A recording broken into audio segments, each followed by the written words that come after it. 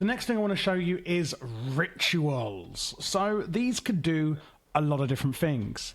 What you can see here is two different rituals because you can actually have more than one in the same area at once. So how do we build it?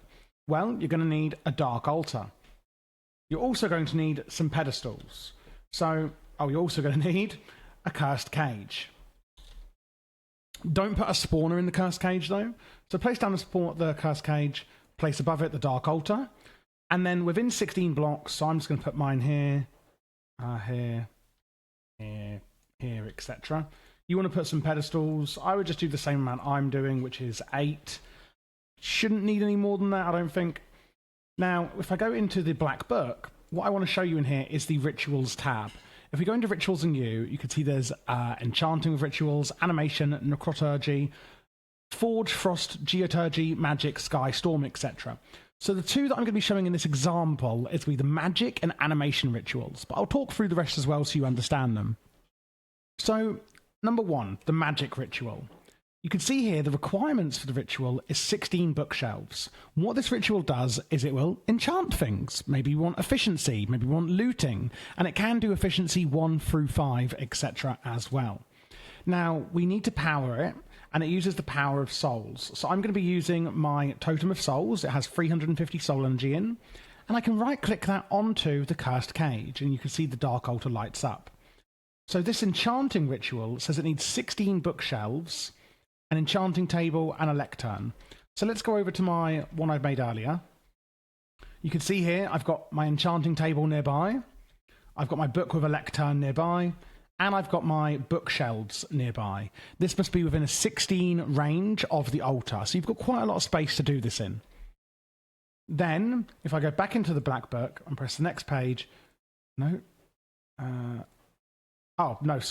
If I go into my inventory, Dark Altar, click and press U, it will show me all the uses. That's of JEI, just enough items. If I press the arrow up here, I can go to Magic Ritual, because this is the one I'm doing, the enchanting one. And you can see here, I've got all the recipes for the different enchants I can do with this book, with this setup. And it will also enchant different items, like I can make some focuses with this as well. So remember earlier, I told you that you can only make the basic focuses the way I showed you earlier. Well, this is how you start making more advanced ones, through the use of rituals. Let's start off with a simple one like efficiency. Type magic. Level 3 per enchantment level. So you need more levels of experience on your character the higher the enchantment level you want to do. This works quite interestingly. We can see here the enchantment is efficiency. So it costs, soul cost is 10, so I've got 350 in mine, it will cost 10. Takes 10 seconds. We need 3 iron ingots and lapis lazuli and a book. So in here, when you see it saying these little pedestal icons, that's obviously where you put the iron ingots and the lapis, and the dark altar, the catalyst, if you will, for the ritual will be the book. So I go 1, 2, 3 on the pedestals with my iron ingots and my 1 lapis, and then I simply get a book and I right click it onto the dark altar. Boom! It's then going to absorb all those items, use a bit of soul energy from the cursed cage, and it's going to turn that book into an efficiency book. There we go. I can right click it off and I have efficiency 1. If I want to upgrade this to efficiency 2, I simply put it back on once I've got the item. So iron, iron, iron, lapis, and then again I put my book on there. Now what you may see here is that it doesn't immediately go to efficiency 2. If I pick this up, it's efficiency 1 still. If I do it again, iron, iron, iron, and lapis. I've now run out of soul energy. I get some soul energy, put that back in, get my efficiency 1 book, and I plop it back in. And you can see it's using a lot more soul energy because it's doing a higher level. And then once it's done, I take it off and I now have efficiency 2. So it is going to use a lot more the higher the levels you want to do, but you could just put the efficiency 2 back in and then get efficiency 3, for example, like I've made earlier here. Now, what again you will see is that I've got these rails here, these ladders, and also a pumpkin. But I told you that the enchanting ritual only needs an enchantment table and a book with a lectern. So that's a lectern and a book and quill and bookshelves. Now, what I did also mention, which you may have not heard, is that you can have multiple rituals in the same area.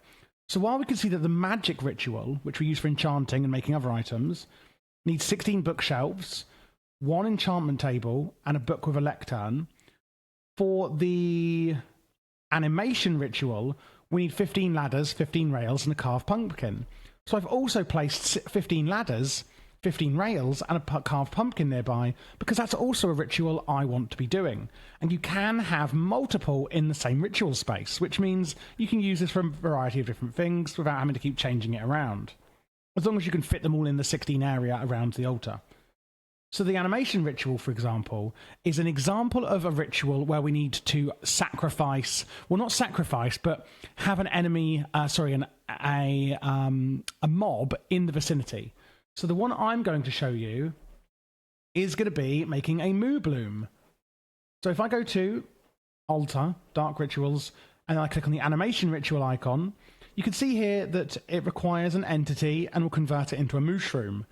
And I need soul cost per second is 1, and it takes 10 seconds, so it should cost 10 soul energy, 4 red mushrooms, and mycelium. So then I need a cow nearby, so oh, that's a pillager, not a cow. I have my cow nearby. Does help if they can't escape, really. That's why I put this wall around here, because if you're doing ones where you need animals, etc., you want the animals to actually stay nearby. So it's always a good idea to wall this in, because that cow has now legged it and is not going to become a mushroom like we want. So cow spawn egg, red mushroom, red mushroom, red mushroom, red mushroom, mycelium in the middle, and it's going to absorb all the items, and the cow is, well, I don't know what is going on, in the time of its life. And after a few seconds, boom, the cow has turned into a mushroom. So that's another example of the rituals we can do. So there's lots of other rituals you can do. If we look at necroturgy, it tells you that you need wooden slabs, etc., but must be done at night time. The forge ritual just needs some items. The frost ritual must be done in a snowing biome, or you can use 16 ice blocks of any type, 8 snow blocks, and freezing lamps. There's different examples. You can do one or the other. The geoturgy one, the altar is at or below 32 height, or use these items.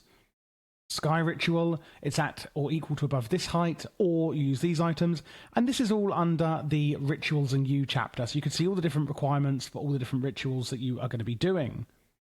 And again, I can just press click and then press U on the Dark Altar using the Just Enough Items mod, and I can see the Adept Never ritual, Animation ritual, and you can see here this one needs a lot of different pedestals with an item in the middle to make this focus into this focus, for example. And there's loads of different types you can see, and just click through the arrows to see the different items you can make. So obviously I'm not going to take you through all the recipes. You can go through that yourself and see different items you can make with rituals.